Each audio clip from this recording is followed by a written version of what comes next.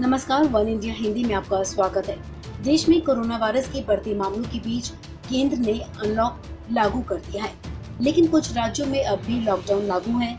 ऐसे में इन परिस्थितियों में जरूरी वस्तुओं की सप्लाई में और लोगों के आने जाने में दिक्कतों का सामना करना पड़ रहा है। ऐसे में अब केंद्र सरकार ने लोगों की परेशानी को देखते हुए देश के सभी राज्यों और केंद्र शासित प्रदेशों के मुख्य सचिवों को एक पत्र लिखा है।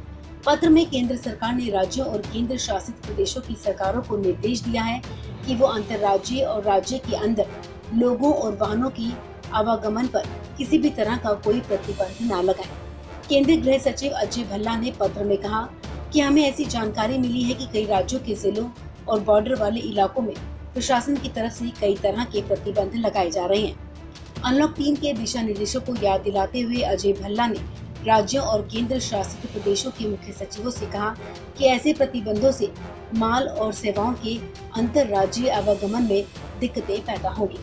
पत्र में ये भी कहा गया है कि ऐसा कोई भी प्रतिबंध गृह मंत्रालय की तरफ से जारी दिशा निर्देशों का सीधा उल्लंघन होगा। अजय भल्ला ने कहा कि ऐसे प्रतिबंधों से आर्थिक गतिविधियां और रोजगार में बाधा पैदा होती है। केंद्र की तरफ से दिशा निर्देशों में ये भी कहा गया कि पड़ोसी देशों के साथ समझौते के तहत सीमा पर व्यापार के लिए व्यक्तियों या सामान के आवागमन के लिए अलग से अनुमति, मंजूरी या ई परमिट की जरूरत नहीं होती। गृह सचिव ने कहा कि अगर ऐसा होता कहीं पाया गया तो इसे आपदा प्रबंधन कानून 2005 के प्रावधानों के तहत गृह मंत्रालय की गाइडलाइन का उल्लंघन माना जाएगा। पत्र में अजय भल्ला ने आग्रह किया कि पाबंदी नहीं लगानी चाहिए और अनलॉक संबंधी दिशा निर्देशों का पालन सुनिश्चित किया जाना चाहिए।